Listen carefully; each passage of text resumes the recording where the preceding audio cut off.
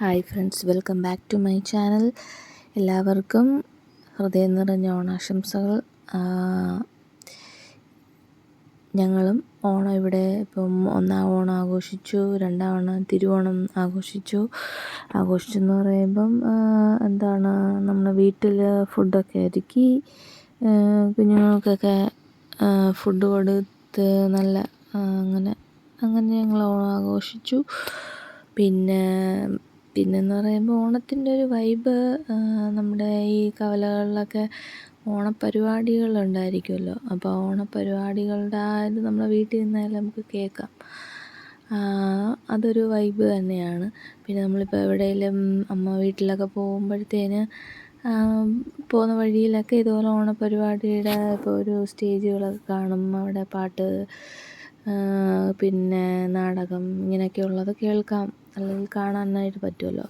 അതൊക്കെ ഒരു ഓണം വൈബാണ്, നാട്ടിലെ ഓണം എന്ന് പറയുന്നത്. പിന്നെ ഇന്ന് എൻ്റെ വീട്ടിലാണ് ഞാൻ, അതായത് അവിട്ടത്തിൻ്റെ അന്ന് ആണ് ഞാൻ ഓണം ആഘോഷിക്കാൻ പോയേക്കുന്നത്. ഇവിടെ എൻ്റെ ബ്രദറും ഫാമിലിയും ഉണ്ടായിരുന്നു. അപ്പം അവരോടൊത്തുള്ള ഒരു ഓണം സെലിബ്രേഷൻ, അവിട്ടത്തിൻ്റെ അന്നൊരു ഓണം സെലിബ്രേഷൻ ഉണ്ടായിരുന്നു. ഏബലും ഞാനും പിന്നെ കുഞ്ഞുവാവയും ഒക്കെ ആയിട്ടാണ് വീട്ടിൽ പോയത്. ഏബൽ പിന്നെ എവിടെ ചെന്നാലും അടങ്ങിയിരിക്കത്തില്ല, ഇങ്ങനെ പുറത്തിറങ്ങി ഫുള്ള് കാഴ്ച കാണാനും പിന്നെ എല്ലാം പുറത്തിറങ്ങി ഓരോ കമ്പും മണ്ണും കല്ലും എല്ലാം വാരി ഇങ്ങനെ നടക്കാനാണ് ആൾക്കിഷ്ടം. അവിടെ ഇങ്ങനെ ഫുൾ അവൻ്റെ പുറകെ ഒരാളിങ്ങനെ നടക്കണം, അല്ലെങ്കിൽ എന്തെങ്കിലും ഒക്കെ പണിയുണ്ടാക്കി വെക്കും. ഇവിടെ വീട്ടിൽ ചെന്ന് കഴിഞ്ഞാൽ അവന് വിക്കിയെ കാണണം, പൂച്ചയെ കാണണം, കോഴിയെ കാണണം, ഇങ്ങനെ പറഞ്ഞൊരു നടത്തമാണ്. അകത്ത് കയറാൻ മടിയാണ്. അങ്ങനെ ഇപ്പോൾ നമ്മൾ അവൻ്റെ കൂടെ ഇങ്ങനെ വെളിയിൽ നിന്ന് അവനെ കളിപ്പിച്ച് ഒക്കെ ഇങ്ങനെ നിൽക്കുകയാണ്. പിന്നെ പാവന്മാരും ഇതുപോലെ വൈകുന്നേരത്തെ ഒരു കാറ്റും ഒക്കെ കൊള്ളാനായിട്ട് ഇങ്ങനെ വെളിയിൽ നിൽക്കുകയാണ്.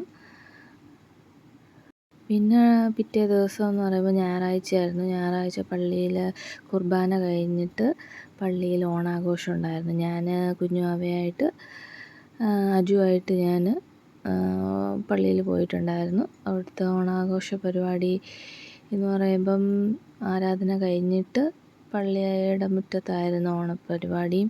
പിന്നെ പാരിഷ് ഹാളിൽ ഓണസദ്യയൊക്കെ ഉണ്ടായിരുന്നു. ഓണപ്പരിപാടി വളരെ കെങ്കേമമായിട്ട് നടത്തിയതായിരുന്നു.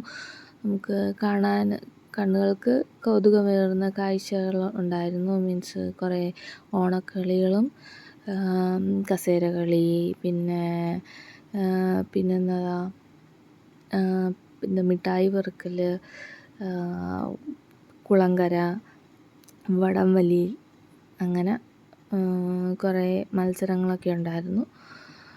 പിന്നെ നമ്മളിങ്ങനെ ഫുഡ് കാത്തിരിക്കുകയായിരുന്നു. ഇപ്പം അവിടുത്തെ പള്ളിയുടെ പാരിഷ് ഹാളിൻ്റെ ഷട്ടർ എപ്പോൾ തുറക്കുമെന്നും പറഞ്ഞ് ഇങ്ങനെ ഇരിക്കുമായിരുന്നു. എന്ന് വെച്ച് കഴിഞ്ഞാൽ ഒരു ഉച്ച സമയം ഫുഡ് കഴിക്കാനൊക്കെയുള്ള ഒരു ഇതിലിരിക്കുവാണ്. പിന്നെ കളിയൊക്കെ കാണുന്നതിനോട് വലിയൊരു ഇൻട്രസ്റ്റ് അപ്പം തോന്നിയില്ല. പിന്നെ ഇങ്ങനെ ഇരുന്നിട്ടും വരാതെ ഫുഡ് കിട്ടാതിരുന്നപ്പോൾ പിന്നെ നമ്മൾ കളിയൊക്കെ ഒന്ന് കാണാമെന്ന് വിചാരിച്ച് ഇങ്ങനെ പോയി. അതായത് വലിയവരുടെ ഒരു കസേര കളി ഇവിടെ ഉണ്ടായിരുന്നു. അപ്പം അതിങ്ങനെ കാണാനായിട്ട് ചെന്നു. മീൻസ് പാരിഷ് ഹാളിൻ്റെ ഫ്രണ്ടിലായിരുന്നു അത്. അപ്പം ഇതൊക്കെ കാണുമ്പോൾ ഒരു നൊസ്റ്റാൾജിയ വരികയാണ്. നമ്മുടെയൊക്കെ കുഞ്ഞുനാളിൽ ഞങ്ങളൊക്കെ ഈ കുഞ്ഞുനാളിൽ അല്ലെങ്കിൽ കുറച്ച് ഇപ്പം പഠിക്കുന്ന സമയത്തൊക്കെ യുവജന സഖ്യമായിട്ടായിരുന്നു ഓണപ്പരിപാടിയൊക്കെ നടത്തിക്കൊണ്ടിരുന്നത്. അപ്പം അതൊരു വേറൊരു പ്രത്യേക ഒരു വൈബായിരുന്നു. പിന്നെ അവിടെ ഹാളിൽ ഫുഡൊക്കെ ഇങ്ങനെ ഇലയൊക്കെ ഇട്ട് വിളമ്പിക്കൊണ്ടിരിക്കുന്നു, സദ്യയൊക്കെ. ഇവിടെ അപ്പാപ്പന്മാരും അപ്പച്ചന്മാരും എല്ലാവരും പിന്നെ അച്ഛനും ഒക്കെ ആയിട്ട് ഇവിടെ കസേര കളി നടന്നുകൊണ്ടിരിക്കുകയായിരുന്നു. പിന്നെ കസേര കളി നല്ല വെയിലത്ത് നിന്നാണ് എല്ലാവരും ആ ഒരു ഓണത്തിൻ്റെ ആവേശത്തോടു കൂടിയാണ് അവിടെ നിൽക്കുന്നത്. വെയിലും എല്ലാം ഇങ്ങനെ വെയിലൊന്നും വക വെക്കാതെയാണ് എല്ലാവരും അവിടെ നിൽക്കുന്നത്. അത് കാണാനൊക്കെ ഒരു രസമുണ്ടായിരുന്നു. കസേര കളി കഴിഞ്ഞ് പിന്നെ എന്നതാ അപ്പുറത്ത് കുളങ്കര അങ്ങനെ എന്തോ അങ്ങനെ അവിടെ ഇപ്പുറത്തുണ്ടായിരുന്നു. പിന്നെ സദ്യയിലേക്ക് പിന്നെ ഒരു 12 മണിയൊക്കെ ആയപ്പോഴത്തേനും സദ്യ തുടങ്ങി. അങ്ങനെ ഞങ്ങൾ അവിടെ കയറി സദ്യയൊക്കെ കഴിച്ചു. അങ്ങനെ സദ്യയൊക്കെ അതായത് സഖ്യം കുഞ്ഞുങ്ങളായിരുന്നു സദ്യ വിളമ്പുന്നത്. അപ്പം ഇതിൻ്റെ ഫുൾ അവർക്ക് ഗൈഡൻസ് കൊടുക്കാനായിട്ട് നമ്മുടെ അച്ഛന്മാരും അവിടെ ഉണ്ടായിരുന്നു. അങ്ങനെ ഇപ്പം കറികളെല്ലാം ആദ്യമേ എല്ലാം വിളമ്പി വെച്ചേക്കുമായിരുന്നു. പിന്നെ ചോറൊക്കെ വിളമ്പി പരിപ്പൊക്കെ ഇട്ട് പിന്നെ നമ്മൾ ചോറൊക്കെ കഴിച്ചു. പിന്നെ പായസം ഉണ്ടായിരുന്നു, അടപ്രഥമനായിരുന്നു. ഈ ചതയത്തോടു കൂടി ഞങ്ങളുടെ ഓണാഘോഷം ഇവിടെ തീർന്നു.